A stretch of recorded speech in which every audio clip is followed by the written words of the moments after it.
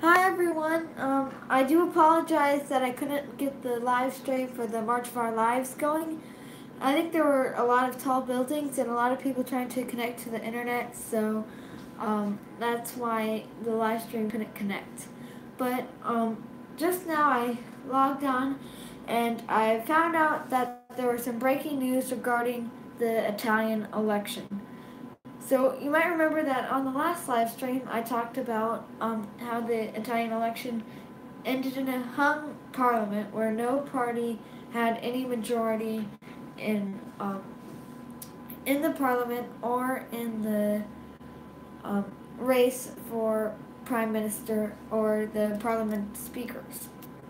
So the two candidates for prime minister were Luigi Di Maio and Matteo Salvini. Um, Silvio Berlusconi had to join with Salvini's alliance to create an alliance, while Luigi Di Maio had no alliance.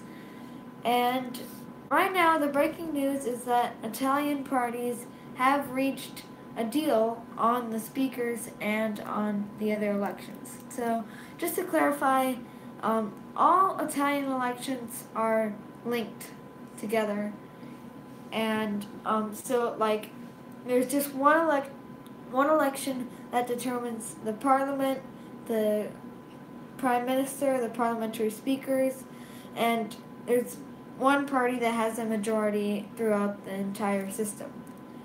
And so I have an article here by Reuters, and it said that in March 4th there was a hung parliament in the Italian election, and now today, March 24th, 20 days later, there was an agreement made by both the Five Star Movement and the central left, central right correlation, which was the Silvio Berlusconi and the Matteo Salvini correlation, which politically is more far right than the Five Star Movement, but the Five Star Movement is still considered a conservative movement due to trying to its policy on trying to lower taxes. So here, what it says here is that after days of behind-the-scenes talks, the two parties joined forces to elect five-star Robert Fico president of the lower house and Forza Italia veteran Elisabetta Castelletti president of the Senate. So this is the main news. So Elisabetta Castelletti, sorry for the mispronunciation, Fico is the president of the lower house. I think there is some news regarding the prime minister. The Conservative Alliance came close to collapsing. This is the Salvini Alliance, center left. Um, After the League sided with Five Star to reject Forza Italia's and central left's choice for the Senate position, but hasty overnight negotiations patched up the row, at least for now. So I'll keep scrolling to see if there's anything about the Prime Minister.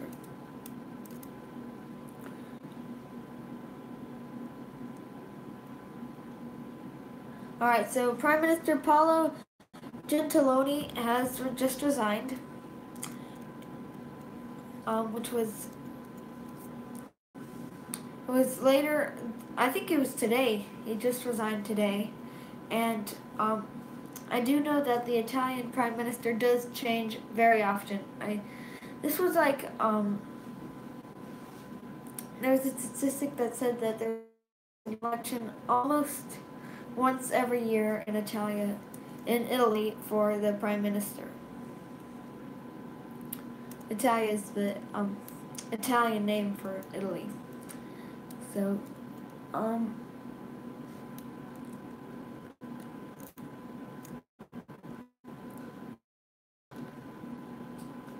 there's also some things about Luigi Di Maio in this article.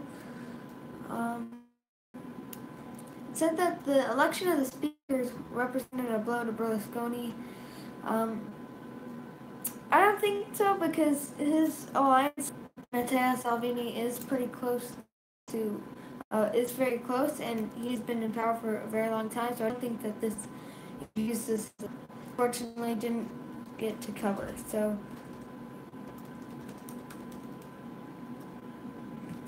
the March of Our Lives, they said, was going to be one of the biggest gatherings in modern day history, which is really surprising.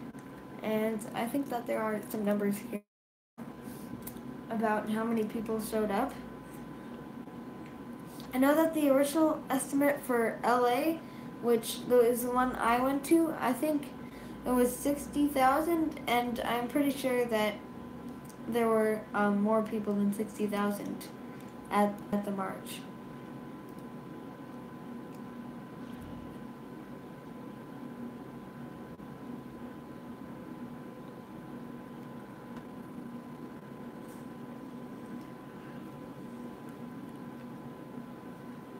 So anyway,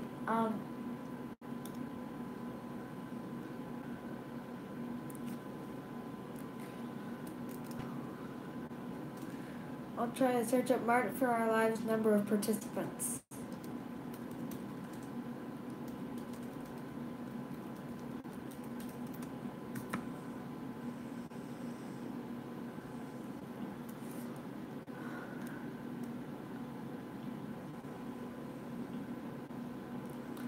So anyway, as I was at the march, I saw some common signs, common slogans that were used.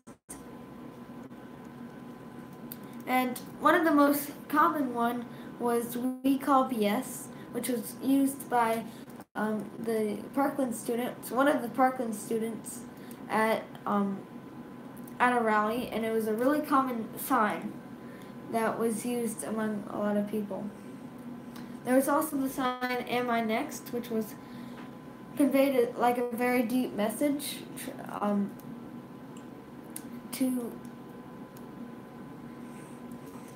try to get Congress to change. I do know that the Washington D.C. march was by far the biggest march. I want to find out the numbers of how many people actually were at the march. So, yes, Emma Gonzalez, she's the person who said that we call BS, I'm pretty sure, and she spoke at Washington, D.C. today. I don't know, I'll have to search that up, too.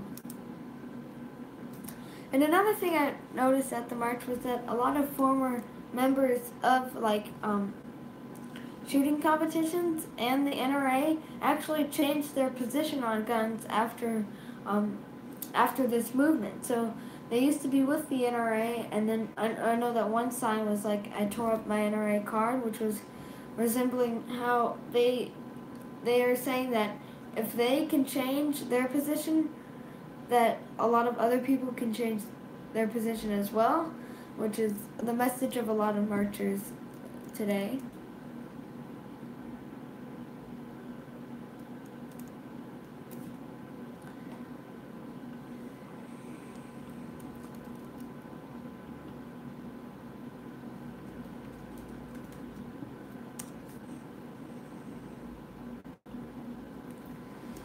"800 rallies took place all across the world, and in Washington, D.C., here it is. There's also, some of them were in Paris and London, which was really cool that they were going across the nation in that regard.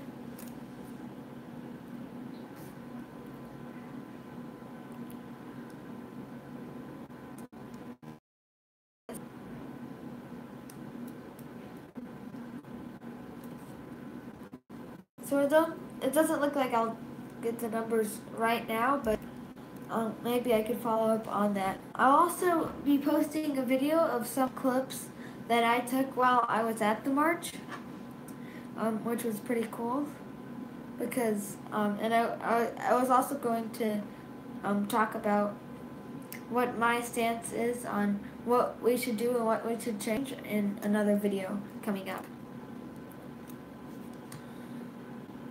So anyways,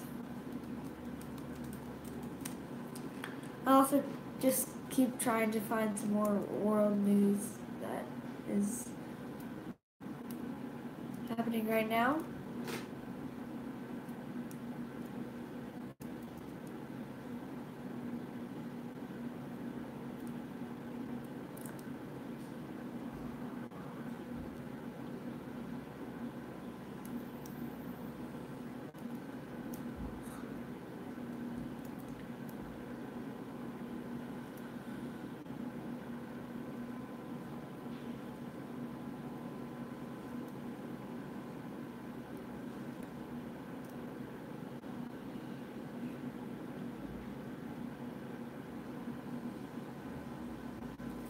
Anyway, it looks like that's going to be all the news for now. So. I'd like to thank you for watching, and I know that you aren't live because it says 0.